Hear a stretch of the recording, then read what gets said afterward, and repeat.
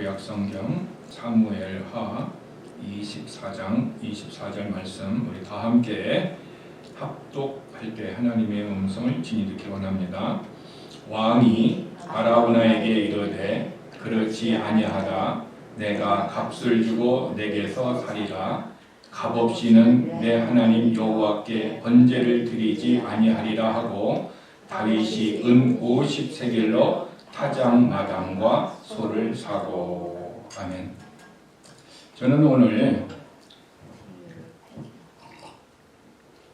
열왕기하 24장 24절의 말씀을 가지고 진리를 팔지 말라 라는 제목으로 하나님의 말씀을 함께 나누고자 합니다.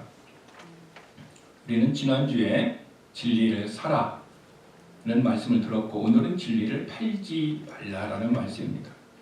잠언 23장 23절에 진리는 사되 팔지는 말라라고 얘기하고 있습니다. 그러면은 진리는 사는 것은 무엇이고 진리는 파는 것이 무엇인가라는 것을 우리가 알아야 하나님의 말씀을 알 수 있는 것입니다. 쉽게 얘기하면은 어떤 교인이 교회에 왔습니다. 근데 교회에 와서 말씀을 듣고 은혜를 받았어요. 근데 은혜를 받은 말씀이 어떤 말씀이냐면은 시편 51편 10절의 말씀이에요. 그 말씀이 다윗의 기도입니다. 다윗이 이렇게 기도했습니다. 하나님, 내 마음을 깨끗하게 창조하여 주시고 내 영을 정직하고 올바르게 새롭게 하여 주소서. 이 기도를 다윗이 했어요. 다윗이 왜 그런 기도를 했을까요? 자기의 마음이 깨끗하지 못한 것을 말씀을 통해서 깨달았고 자기의 영이 하나님 앞에 정직하지 못한 것을 깨달았어요. 깨닫고 난 다음에 내가 그렇게 깨끗한 마음과 정직한 올바른 영으로 살아야 되겠다라고 마음에 결심을 하고 그렇게 하나님 앞에 기도를 했습니다.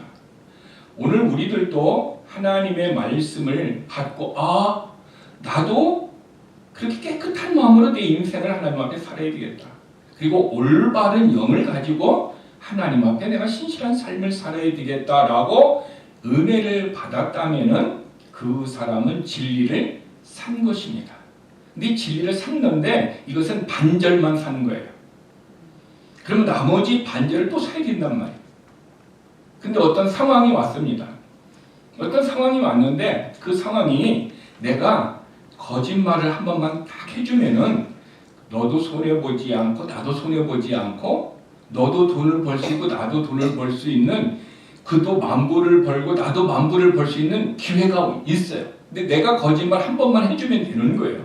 근데 서로가 손해가 안 되니까 거짓말을 해도 별로 문제가 없다는 생각을 이 성도가 한 거예요. 그러면 이 성도는 내가 거짓말 한 번 해주고 내가 그 대가로 만불을 벌 수 있고 너도 벌 수 있어 서로 좋은 거야 라고 마음을 이제 가지고 있었습니다. 그런데 갑자기 지난주에 설교를 들은 은혜의 말씀이 생각이 났어요. 지난주에 내가 은혜 받은 게 뭐였어요? 내 마음을 깨끗하게 해달라고 했고 정직한 영, 올바른 영을 달라고 기도를 했는데 내가 거짓말을 하게 되면 어떻게 합니까? 깨끗한 마음과 정직한 영으로 사는 겁니까? 안 사는 겁니까? 안 사는 거잖아요. 그러니까 마음의 갈등이 생길까요? 안 생길까요? 이분의 마음의 갈등이 생긴 거죠. 여기에서 이분이 나는 만불을 벌지 않아도 거짓말하지 않겠습니다. 왜냐하면은 하나님의 말씀이 지난주에 내 마음에 들어왔는데 그 말씀이 나로 하여금 깨끗한 마음으로 살기를 내가 원했고 그렇게 기도했고 올바른 정직한 영으로 하나님 앞에 살려고 내가 기도를 했기 때문에 나는 말씀을 따라서 살겠습니다. 그래서 나는 거짓말하지 않고 얼마를 포기하는 거죠? 만물을 포기하겠습니다. 이 사람은 진리를 산 사람이에요. 즉 진리를 샀다라는 얘기는 하나님의 말씀의 마음의 은혜를 받는 50%와 또한 그 말씀을 어떤 상황에 의해서 내가 실행했을 때 내가 어떻게 합니까? 바로 진리를 온전히 샀다라고 말할 수가 있습니다. 그런데 이분이 갑자기 또 자녀가 차가 고장이 나가지고 차가 필요한데 내가 만불을 주면 거짓말해서 만불을 벌게 되면 자녀 차를 어떻게 해요? 조금 디파짓 해갖고 주고 싸게 살 수 있는 그런 상황이 딱 오는 거예요.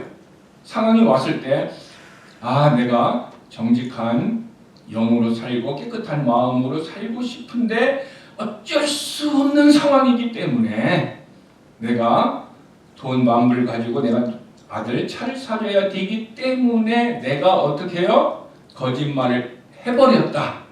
그래서 돈을 받았다라는 것은 내가 어떻게 해요? 어떤 대가, 유익 때문에 하나님의 말씀을 순종했어요? 안 했어요? 순종을 안 한 거죠. 만약에 그분이 순종을 안 하고 어떤 대가, 내 자녀의 차를 사주기 위한 돈의 유익 때문에 말씀을 순종하지 않았다라면 이 사람은 진리를 판 사람이에요. 그러므로 우리는 진리를 사는 것이 무엇이고 진리를 판단하는 것이 무엇인가라는 것을 우리는 정확하게 알 수 있습니다.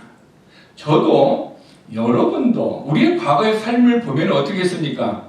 진리를 팔았던 일들이 우리의 인생 가운데 좀 있었습니다.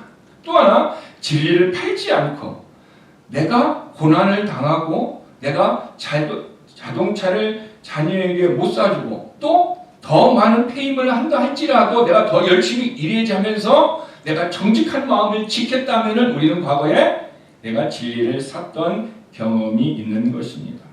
그래서 우리는 하나님의 진리의 말씀을 순종을 할 때에 그 진리의 말씀대로 살고 그 진리의 말씀을 사려면은 때로는 우리 안에서 믿음의 요구가 있는데 이 믿음, 말씀의 요구 앞에 내가 정직하게 진리를 살 것이냐 아니면 진리를 팔고 무언가 유익을 얻을 것인가라는 선택의 모습들이 우리 신앙인들에게 자주 또는 가끔 우리들에게 찾아올 수 있다라는 것입니다.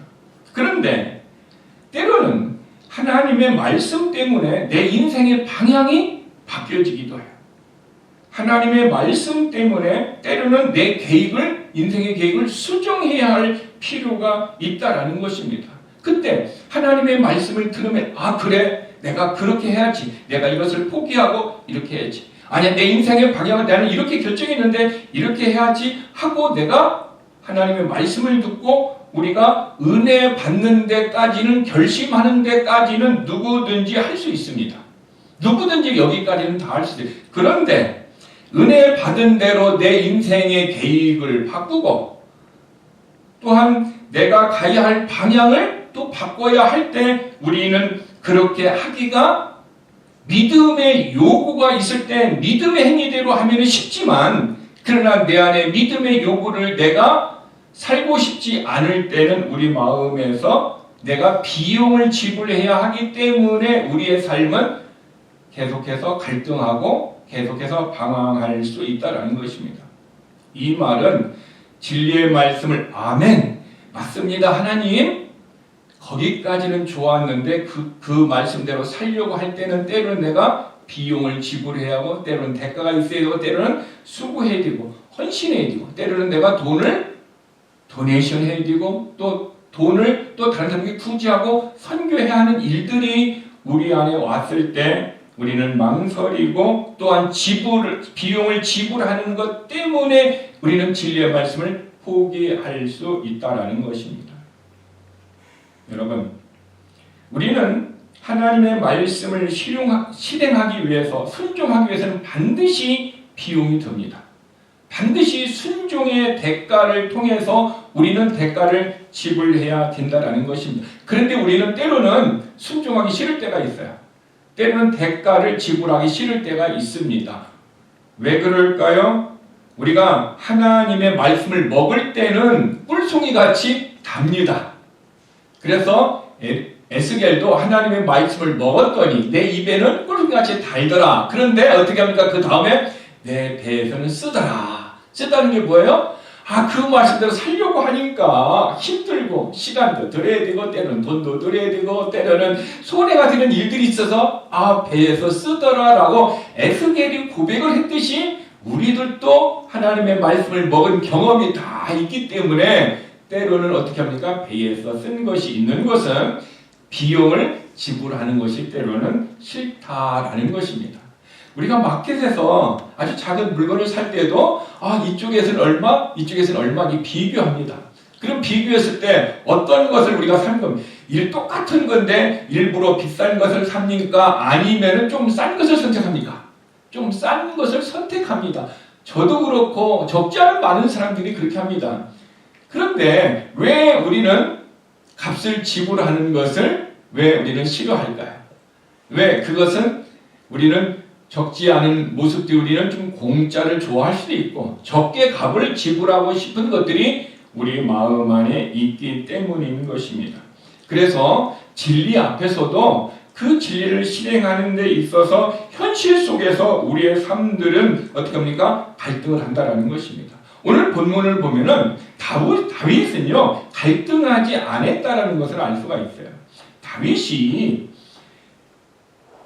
아라우나라는 집에 갔습니다. 그러니까 아라우나가 왕이 오니까 어떻게 합니까? 왕이 우리 집에 왔다 하고 너무너무 좋아하는 거예요. 행복해하는 거예요. 그래서 다윗이 내가 하나님 앞에 번제를 드리려고 합니다. 그랬더니 아라우나가 자발적으로 우리 집 타작마당에서 우리가 준비한 것도 있고 우리 집에 소도 있는데 그 소를 내가 왕에게 공짜로 드릴 테니까 우리 집에서 하나님 앞에 번제 희생을 드리세요 하고 아라우나가 자발적으로 그렇게 얘기했어요.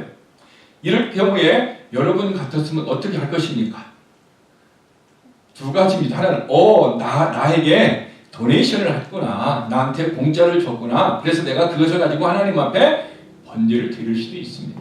근데 다윗은 오늘 본문을 보면은 그렇게 하지 않았습니다. 어떻게 했습니까? 내가 값을 주고 내게서 살이라 얘기하고 있습니다.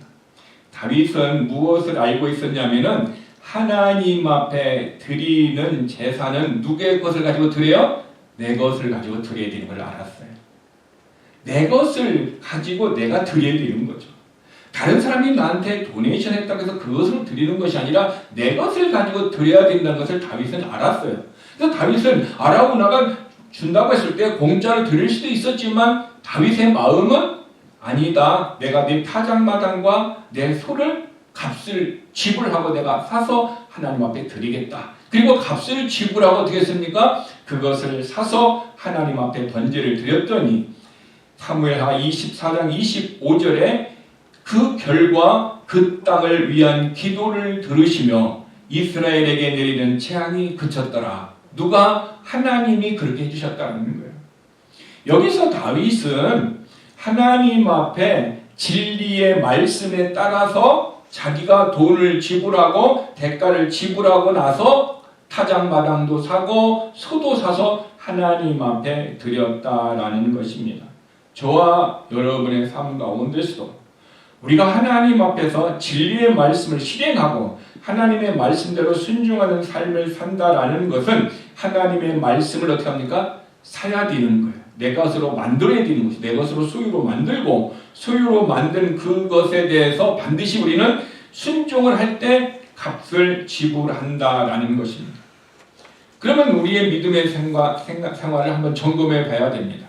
혹 저와 여러분의 삶이 우리가 값을 지불하지 않고 편하게 신앙생활을 하려고 했던 것이 있는가? 아니면은 직장 생활에서 사람들은 어떤 마음이 있습니까? 일을 많이 하고 많이 한 만큼 대가를 바라는 사람들도 있습니다. 그러나 적지 않은 사람이 일을 조금 하고 많은 대가를 바라는 사람들도 있습니다. 맞습니까? 할 수만 있으면 사람들은 일은 조금 하고 그리고 많은 돈을 얻기를 원하는 것입니다. 이것은 하나님 앞에 정직하지 않습니다. 내가 성실하게 일하고 내가 헌신적으로 희생적으로 일하고 그것에 대해서 대가를 통해서 받는 그것이 하나님 앞에 부끄럽지 않고 신앙인으로서의 올바른 삶을 살아간다라는 것을 우리는 알아야 되는 것입니다. 그렇게 우리는 너무나 공짜나 또 값을 지불하지 않고 얻는 그 부분에 대해서 정말 우리는 익숙해진 모습들이 없지 않아 있다는 것입니다. 그러나 크리스찬들은 믿음의 사람들은 그래서는 안 된다는 것입니다. 왜? 왜 우리가 그래서는 안 될까요? 예배는 주일날에 저와 여러분이 하나님 앞에 의식으로 드려지는 예배도 있지만 또 하나는 예배당을 나가서 우리의 가정이나 또 우리의 직장이나 우리의 비즈니스, 사회생활에서는 우리의 예배 생활이라고 생각하는 사람들이 그렇게 적지 않습니다. 예배의 삶은 우리가 여기서 예배를 마치고 가정에 가서도 그것이 예배의 삶이에요. 가정에서도 예배자의 삶으로서 아내로서 남편으로서 자녀로서 부모로서 마땅히 해야 할 일들을 해야 되는 것이 가정에서의 예배의 삶인 거죠. 직장에서 우리는 마땅히 내가 오너다 아니면 내가 직원이다 하면 마땅히 내가 해야 할 일들이 있어요. 그런 부분들에 대해서 하나님 앞에 깨끗한 마음과 정직한 영으로 그 일을 행했을 때에 우리의 직장에서의 예배의 삶은 온전한 내가 값을 지불하고 진리 안에서 했던 예배의 삶이고 진리를 산 사람들의 신앙의 모습이 되는 것입니다. 그런데 적지 않게 많은 사람들은 예배 생활은 신앙 생활은 주일날만 교회 안에서 하고 그리고 교회를 나가면은 이제는 신앙 생활이 아닌 것으로 생각하는 경우에 사람들이 있었어요. 그렇기 때문에 우리는 나도 모르게 어떤 삶이 돼요? 이중적인 모습이 돼요. 주일날 교회에서는 너무너무 신실하게 누구와 같이 천사와 같이 섬기며 이쁜 말도 쓰고 헌신도 하고 봉사를 합니다. 근데 집에 나가는 순간부터 시어머니가 며느리한테 갑자기 폭언을 한다든가 갑자기 어떤 일들을 행한다든가 그렇게 우리의 모습이 변한다면은 그분은 예배의 삶이 교회당 안에서만 있는 거구나라고 잘못 알고 있기 때문에 그렇습니다. 그러므로 우리의 예배의 삶이란 교회당 안에서나 교회당 밖에서나 똑같은 삶이다라는 것을 우리는 알아야 되는 것입니다. 자, 그러면은 오늘 설교 제목은 진리를 팔지 말라 그랬습니다. 자, 구체적으로 진리를 판다라는 것은 무엇이냐면은 내가 하나님의 말씀을 먼저 진리를 샀던 사람을 얘기합니다. 내가 진리가 있어야 진리를 팔기 때문에 그래요. 이 얘기는 내가 하나님의 은혜를 많이 받아서 하나님의 말씀의 깨달음을 통해서 내가 은혜 받은 말씀, 하나님으로부터 받은 축복이 내 삶 가운데 있었던 삶의 사람에게 해당되는 거예요. 왜? 진리가 있었기 때문에 팔 수 있잖아요, 우리가. 자, 그런데 우리는 이제 예배를 드리기 시작한 때부터, 즉 우리가 born again, 예수님을 믿은 순간부터 계속해서 우리의 삶은 예배자의 삶을 살아왔습니다. 주일날에, 때로는 수요일날에, 때로는 금요일날에, 더 열정적으로 하면 새벽에도, 더 열정적으로 하면 어떡합니까? 더 주중에 어떤 프로그램에도 우리가 나가서 진리를 사는 일을 열심히 했습니다. 저도 과거에 보면은 제 삶이 직장 생활을 했을 때도 보면은 직장에서 일하는 8시간 외에는 모든 것이 교회에 올인돼서 저의 삶이 살았던 이런 과거의 삶들이 있었습니다. 그런데 저는 그때 신앙생활은 주님 교회에서 하는 일들만 신앙생활이고 직장에서는 신앙생활이 아닌 것이 아니라 신앙생활이다라는 것을 깨닫지 못하였을 때였어요. 그래서 교회에 와서 열심히 공부하고 교회에서 열심히 헌신하고 봉사하고 주일날 새벽 5시부터 밤 10시까지 그렇게 헌신했던 과거의 삶이 있었습니다. 저는 이만큼 진리를 사는 일에 열정적이고 헌신적으로 시간을 드리고 마음을 드리고 인생을 드리고 모든 일들을 제가 그렇게 했었습니다. 자, 그런데 그렇게 진리를 샀습니다. 그것은 내가 하나님의 말씀을 들어서 내 마음에 받아서 먹었다라는 거죠. 진리의 말씀을 먹었습니다. 이게 먹었는데 진리를 판다라는 것은 내가 뭔가 유익 때문에 하나님의 말씀을 포기하는 거고 하나님의 말씀을 버리는 거예요. 때로는 그 유익이 돈일 수도 있어요. 때로는 그 유익이 내게 명예일 수도 있어요. 때로는 그 일이 내게 어떤 여러 가지 축복과 어떤 모습들이 우리 안에 있을 수 있다는 것입니다. 진리를 판다라는 것은 과거에 받았던 은혜, 내 마음에 있었던 말씀을 내가 실행해야 되는데 어떻게 합니까? 어떤 상황에서 어떤 유익 때문에 내가 어떻게 합니까? 진리를 포기하는 거예요. 진리의 삶을 내가 버리는 삶을 진리를 판다라고 얘기할 수 있습니다. 여러분은 어떻습니까? 여러분 마음 안에 진리의 말씀이 풍성하십니까? 마음의 진리가 풍성한지 안 한지 알 수 있는 비결이 있어요. 마태복음 15장 18절 말씀을 깨달은 사람은 이 사람이 마음 안에 진리의 말씀이 풍성한지 아닌지 딱 알 수 있는 비법이 거기에 있어요. 무엇을 보고 알죠? 그 사람의 입에서 나오는 말을 보면 알아요. 왜? 마태복음 15장 18절에 마음에 있는 것이 입으로 나온다고 그랬어요. 그러니까 진리의 말씀을 내 마음 안에 계속해서 먹었어요. 그러면 입에서 뭐가 나와야 돼요? 말씀이 나오고 때로는 시와 찬양과 노래와 이런 것들이 자동적으로 내 안에 나와야 되고, 이것뿐만 아니라 내 삶이 그런 모습으로 나타난다는 거예요. 왜? 진리가 내 안에 있으니까. 근데 진리가 내 안에 있었는데 이 진리를 팔고 싶었던 사람이 있었어요. 내가 진리의 말씀대로 살으니까 어떻게 해요? 사람들이 나를 핍박하는 거예요. 내가 하나님의 말씀대로 살려고 하니까 핍박이 오는 거예요. 핍박이 오니까 어떻게 해요? 내가 하나님의 말씀을 증거하는 것이 싫고, 교회 가는 것도 싫고, 내가 어떤 하는 것도 막 싫은 거예요. 마음이 막 짜증이 나는 거예요. 여러분, 이런 위기가 신앙인 내게는 반드시 찾아옵니다. 찾아오지 않는 사람은 없어요. 내가 믿음으로 사는데 왜 사람들이 핍박하고, 왜 사람들이 나를 비난하고, 쓸데없이 이런 일들이 우리 안에 있다. 그래서 내가 포기하고 싶은 마음이 들 때가 있어요. 근데 예레미야 보면은 예레미야도 이런 경우가 있었더라고요. 예레미야가 하나님의 말씀을 들었습니다. 어떤 말씀을 들었어요? 너희들이 내게 돌아오지 아니하면은, 회개하지 아니하면 너희들을 어떻게 하겠다? 바벨론에 포로를 보내겠다. 그리고 포로로 보냈다가 한참 시간이 지난 후에 다시 데리고 오겠다. 이 말씀을 예레미야가 들었어요. 그러니까 자기도 마음이 아프죠. 자기의 조국이 없어지는 거니까 얼마나 슬퍼요. 내 조국이 망한다고 하니까. 그렇지만은 어떻게 해요? 전해야 되니까. 그래서 사람들이 우리의 조국이 파멸합니다. 멸망합니다. 돌아와야 됩니다. 사람들에게 막 그렇게 했습니다. 그래서 사람이 비난하고 욕하고 때리고, 그래서 감옥에 같이 들어갔어요. 그래서 예레미야, 나는 하나님 안 하겠습니다. 나는 하나님 말씀대로 안 하겠습니다. 나 너무 싫습니다 하고 포기해버렸어요. 포기해버렸더니 갑자기 내 마음에 불이 붙어서 막 뜨거워지면서 골수에 사무쳐, 뼛속에 있는 그 뼛속에 있는 골수에 사무칠 정도로 내가 지금 너무 어떻게 합니까?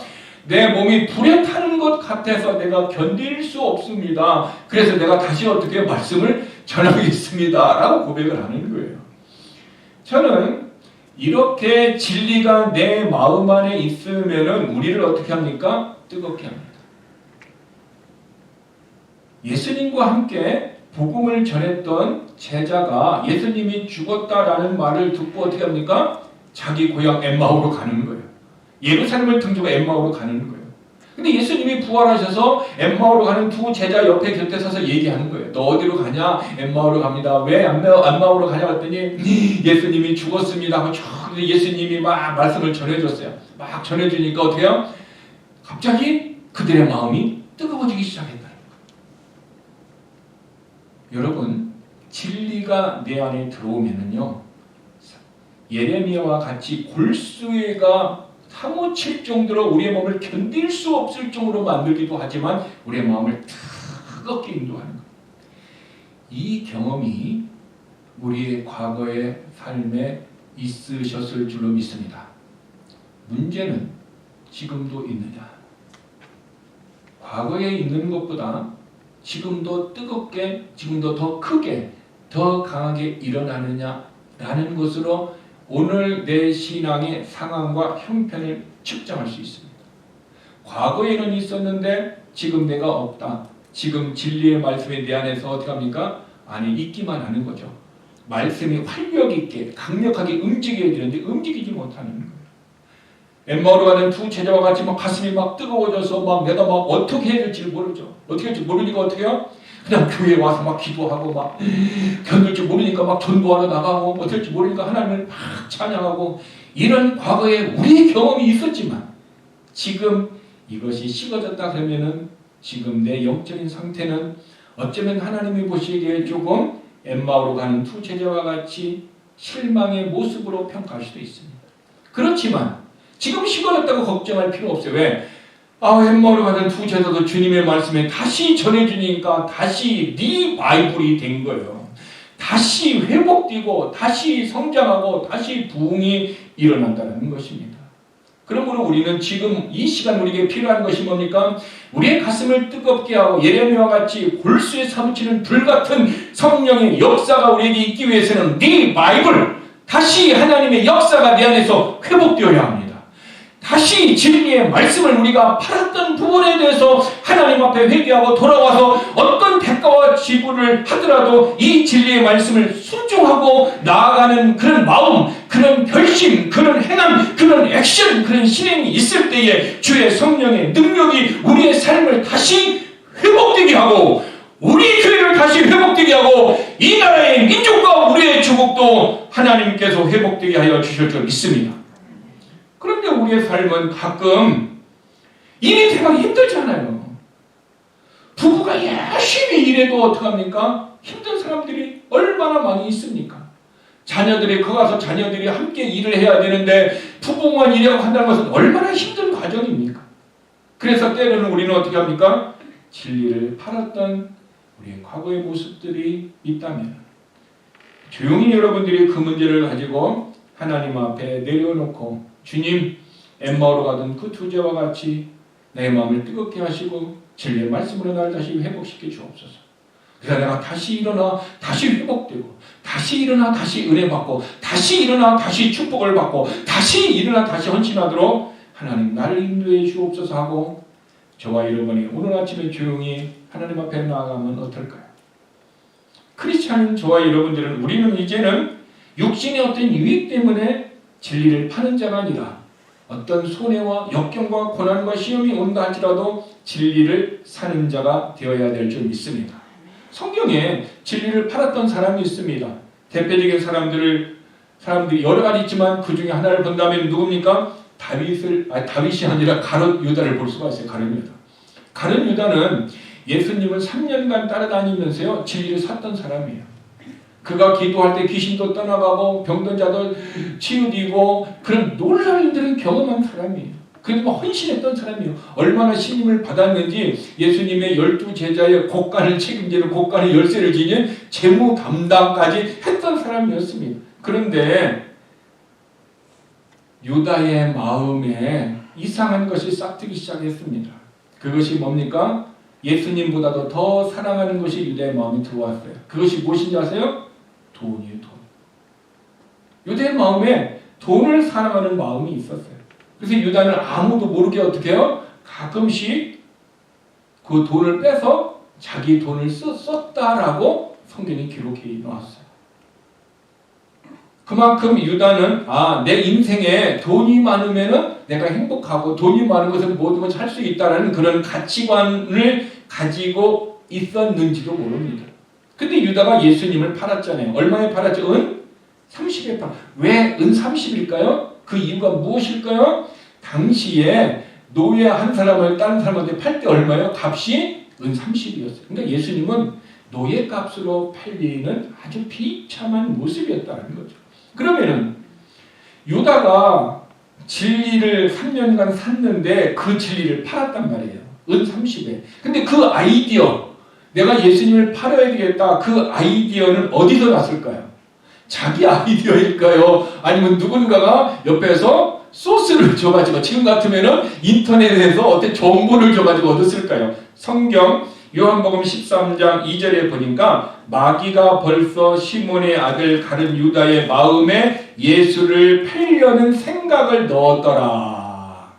누구에게 그 아이디어를 받았어요? 마귀에게서 그 아이디어를 받았다. 이게 마귀가 사탄이 유다의 마음에 예수님을 팔려는 무엇을 넣었어요? 생각을 싹 넣어줬다라는 거예요. 그러니까 지금 우리가 하나님의 말씀을 들을 때도 하나님의 생각이 귀를 통하여 소리를 통해서 내 마음속에 들어오는 거예요. 또 우리가 사람과 대화를 하면 그 사람의 생각이 귀를 통하여 소리를 듣고 내 마음속에 사람의 생각도 들어오는 거예요. 그래서 우리는 다른 사람의 생각을 아는 것은 그 사람하고 대화를 했기 때문에 그 사람의 마음에 있는 생각을 우리가 알게 되는 거예요. 그런데 문제는 사탄도 생각을 넣어준다는 거예요. 여러분, 그래서 우리는 생각을 성공시켜야 돼요. 무슨 생각으로 성공시키냐? 하나님의 생각, 영적인 생각, 성령의 생각으로 성공시켜서 나를 살아가야지. 사람의 생각 받아들였다가 망한 사람 있죠. 아, 이 주식에 투자를 하면 돈을 벌겠다라는 말을 듣고 투자를 했는데 어떻게 했어요? 한 달 만에 샀던 그 주식이 휴지 조각이 지금 사람의 생각을 들었다가 재산을 잃어버린 거예요. 근데 유다 같은 경우는 결국 어떻게 했어요? 사탄의 생각을 받아들였다는 거죠. 문제는 유다가 사탄의 계획이 생각을 줄 수는 있지만 그 생각을 어떻게 했어요? 마음속으로 자기가 안았다라는 거죠. 생각이 왔지만 그 생각을 어떻게 해요? 버릴 수 있잖아요. 우리는 이런 말 하죠. 한쪽 귀로 듣고 한쪽 귀로 버리면 돼. 그러면 스트레스 안 받아. 이런 얘기를 하는 거죠. 그러니까 사람의 생각을 이렇게 듣고 이쪽으로 버린다 얘기야. 근데 마귀의 생각도 이쪽으로 듣고 이쪽으로 버려야 돼. 근데 문제는 마귀의 생각을 듣고 버리는 게 아니라 하나님의 생각을 듣고 이렇게 버리는 사람들이 있어요. 그 하나님의 생각을 듣고 버리는 사람, 그 사람은 예배를 마치고 난 다음에 자기 마음속에 말씀이 남아요, 안 남아요? 하나도 안 남아요. 왜? 이쪽으로 듣고 다 버렸기 때문에. 이것을 누가복음 8장에서는 하나님의 말씀을 깨닫지 못했을 때에는 말씀을 들었지만 마음에 두었지만 누가 빼앗아갔다? 마귀가 빼앗아갔다. 그러니까 마귀는 내 마음을 공격해서 말씀은 빼앗아가고 악한 생각은 집어넣는 거예요. 그러면 마귀하고 친하면 돼요? 안 돼요? 안 되는 거예요. 마귀하고 친한 사람은 다 인생이 어떻게 해요? 망했어. 아담도 망하고 하와도 망하고 아나니와 삽비라도 망하고 마귀하고 친한 사람은 다 망했어요. 누구하고 친해야 돼요? 성령님하고 친한 사람은 고난이 있었지만 하나님이 축복해 줬어. 그러면 여러분들은 지금 하나님하고 친하십니까? 아니면 마귀하고 친하십니까? 아니면 사람하고 친하십니까? 우리가 지금 내가 인간관계의 영역, 영적인 관계의 영역, 영적인 어떤 모습들이 누구와 친한가라는 것을 검토할 수 있는 시간을 우리는 유다를 통해서 배울 수 있다는 것입니다. 근데 유다가 그 생각을 마음속에 품었잖아요. 근데 그 생각대로 그 생각을 어떻게 해요? 계획을 짜가지고 일을 시키게 되잖아요. 근데 유다는 자기 안에 있는 계획을 어떻게 했냐면 누가복음 22장 3절에서 5절을 보면은 12 중에 하나인 가룟이라 부르는 유다에게 사탄이 들어가니 이에 유다가 대제사장들과 성전 경비 대장들에게 가서 예수를 넘겨줄 방법을 의논하였다. 그러니까 사탄의 생각을 마음에 품으면 이 생각을 실행에 옮기려고 어떻게 해요? 다른 사람들 의논한다는 거죠.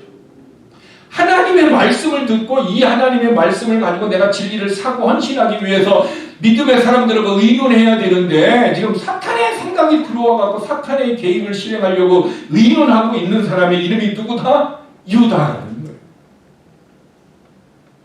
진리를 팔았던 유다에게서 발견되는 것은 우리가 유다는 사탄의 도구가 되었다.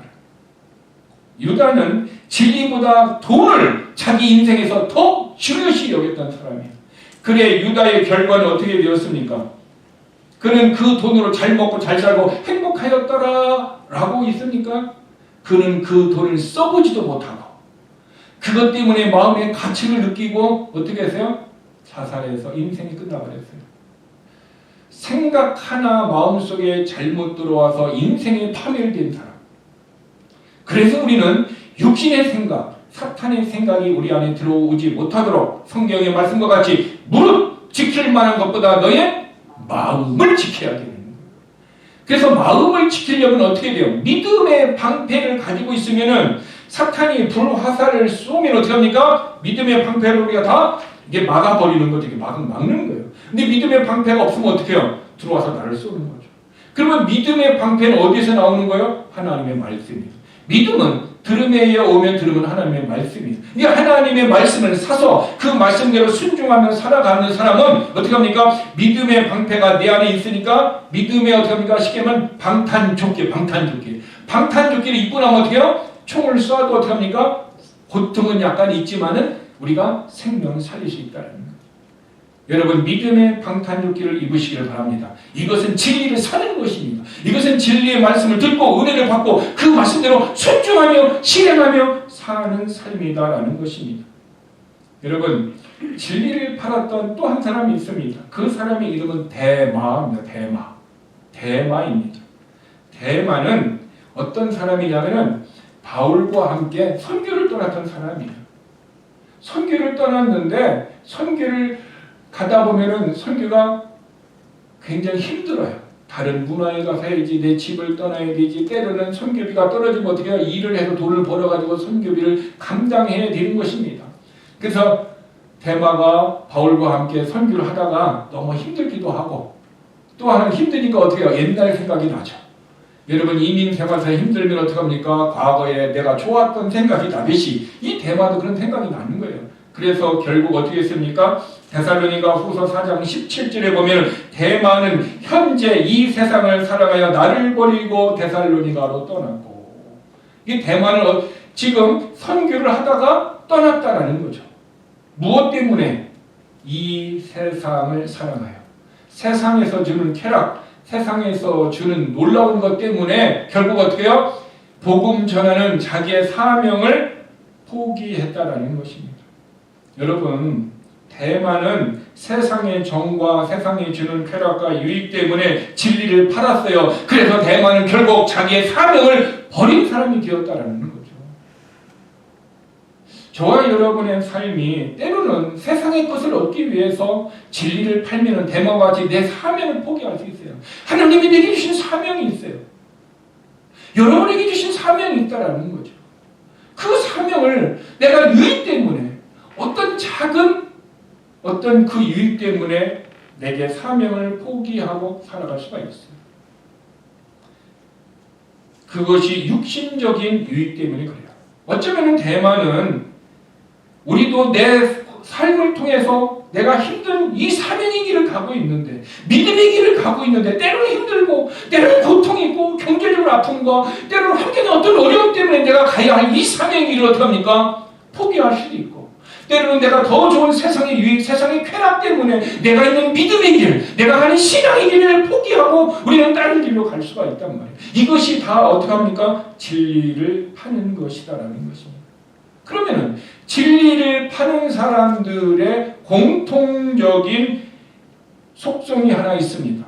공통적인 것이면 그 사람들의 마음의 밭의 문제라는 거죠. 마음의 밭이 좋은 밭인 사람은 어떻게 합니까? 계속 내 안에 열매가 있잖아요. 기쁨의 열매, 평안의 열매, 인내의 열매, 또 온유의 열매, 그런 성령의 열매가 내 안에 있어도 있기 때문에 어떤 고난과 역경과 유혹이 와도 내가 어떻게 합니까? 이 열매 때문에 나를 지키고 나를 보호할 수가 있어요. 그런데 내 마음의 밭이 하나님의 말씀을 들었고 하나님의 말씀이 점점 이렇게 자라나고 있어요. 자라나다가 이제 열매를 딱 맺어야 할 때가 됐어요. 무슨 얘기냐? 여러분들이 곧 4월달 되면은 호박씨도 심고 뭐 오이씨도 심고 여러 가지 심는단 말이죠.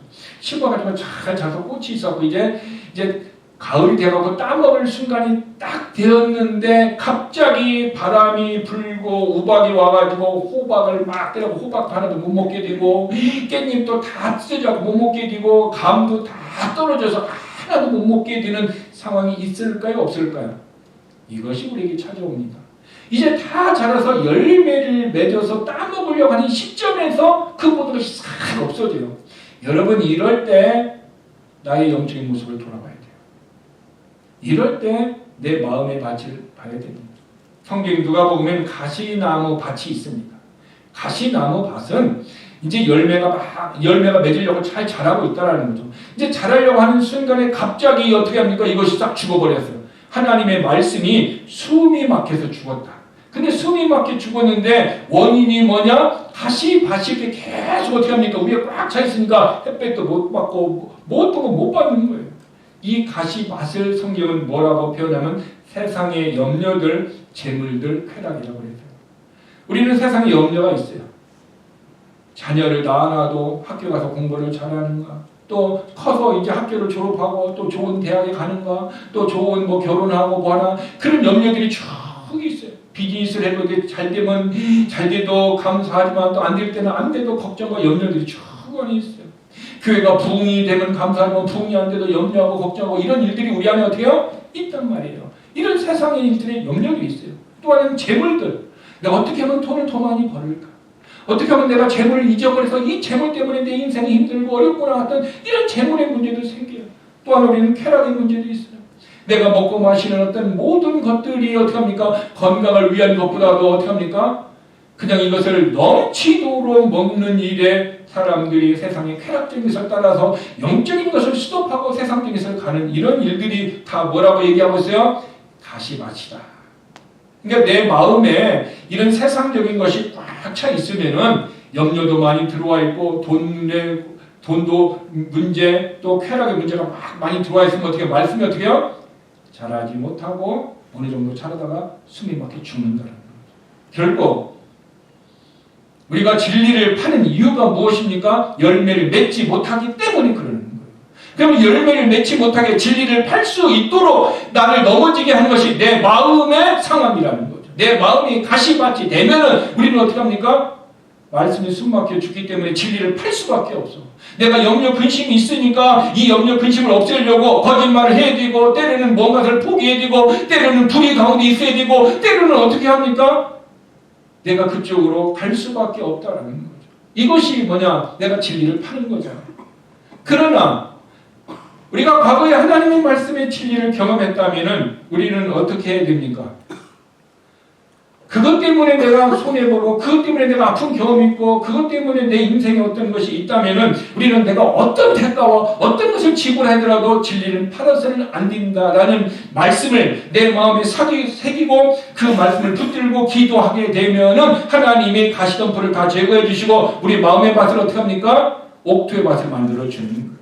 그래서 누가복음 8장 15절에서는 좋은 밭에 있다는 것은 착하고 좋은 마음으로 말씀을 듣고 지켜 인내로 결심하는 자로다. 이게 좋은 밭이라는 것은 결국은 뭡니까? 착한 일, 착하고 좋은 마음이에요. 내가 착한 마음, 좋은 마음, 정직한 마음을 가지고 말씀을 듣고 지키기만 하면은 결국은 내가 어떻게 해요? 바울은 심었고 아볼로는 물을 주었고 자라나게 하신 이는 하나님이셔요.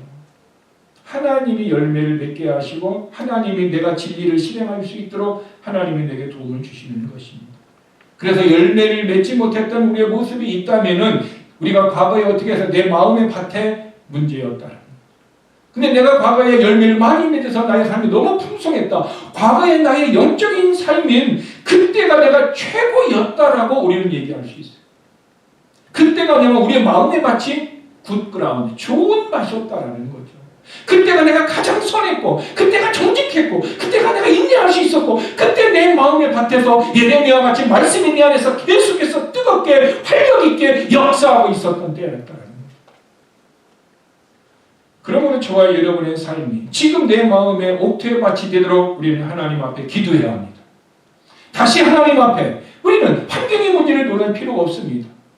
다른 문제를 가져갈 필요 없습니다. 내 영적인 문제를 하나님 앞에 갖고 내려가서 하나님, 내가 진리를 팔지 않는 마음, 내가 믿음의 요구가 있을 때 믿음을 따라 순종할 때 이 순종하시는 실행하는 마음, 이 마음은 하나님께서 내게 옥토의 밭을 만들어줘야 가능한데 그런 마음을 달라고 저와 여러분이 조용히 오늘 십자가 앞에 내 자신의 마음을 내려놓고 기도하면 어떨까? 만약에 저와 여러분의 삶이 과거에 진리를 팔아서 그것 때문에 후회하는 일이 있었다면, 그것 때문에 우리의 삶이 힘들어하는 과거의 일이 있었다면 우리는 마지막으로 히브리서에 기록된 에서에게서 그 결과를 배울 수 있습니다. 히브리서 12장 16절 17절에 보면 음행하는 자나 혹 한 그릇 음식을 위하여 장자의 명분을 판 에서와 같이, 에서는 팥죽 한 그릇에 어떻게 합니까? 장자의 명분을 팔아버렸어요. 지금 배고픈데 이 배고픈 걸 좀 참아야 되는데 참지 못하고 어떻게 했습니까? 장자의 명분을 팔아버리고 팥죽 한 그릇을 얻었어요. 그는 순간적으로 팥죽 한 그릇 때문에 허기를 면하고 순간 그것 때문에 그는 배불렀을지도 모릅니다. 그런데 문제는 너희가 아는 바와 같이 그가 그 후에 축복을 이어받으려고 눈물을 흘리며 구하되 거절당하였다. 그것을 팔고 난 다음에는 다시 그 축복을 달라고 기도했지만 하나님이 거절했다는 겁니다. 그래서 그는 어떻게 했습니까? 회개할 기회를 얻지 못하였다. 저와 여러분이 과거에 내가 진리를 팔아서 내가 얻지 못했던 복은 이제는 지나가서 어쩔 수 없어요. 이제는 어떻게 해요? 이제라도 지금부터라도 진리의 말씀을 붙들고 그 말씀을 사서 어떠한 대가나 비용과 어떤 것을 치료드리는 그런 희생이 있더라도 그 말씀대로 산다고 하면은 이제는 하나님께서 우리의 삶을 붙들어 주시고 우리에게 은혜를 더하여 주실 줄 믿습니다. 저와 여러분은 아주 작은 유익 때문에 진리를 파는 에서와 같은 어리석음이 다시는 우리 가운데 없어야 될 줄 믿습니다.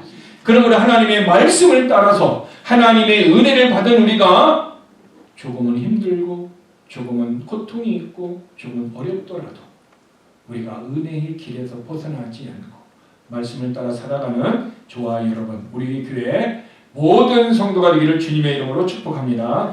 아멘. 기도하겠습니다. 에서는 배고픈 것 때문에 장제의 명분을 팔아서 그 한 조각의 유익 때문에 약속의 말씀인 장자권의 보상을 잃어버렸습니다. 그가 나중에 깨닫고 내가 그때 그 진리를 팔지 말았어야 되는데, 그래서 그 진리를 얻을 수 있는 영원한 보상과 복이 내가 놓쳤구나, 울부짖었으나 그때는 이미 늦었다고 성경이 얘기하고 있습니다. 어쩌면 적지 않은 우리들이 그리스도의 심판석에 섰을 때 에서와 같이 내가 그때 그것 때문에 진리를 판 적이 있지, 그때 내가 작은 유익 때문에 진리를 팔지 않았더라면 하고 우리는 후회할 수 있을 수도 있어요. 오늘 주시는 이 말씀은 우리에게 그날 후회가 없도록 경고로 주시는 말씀입니다.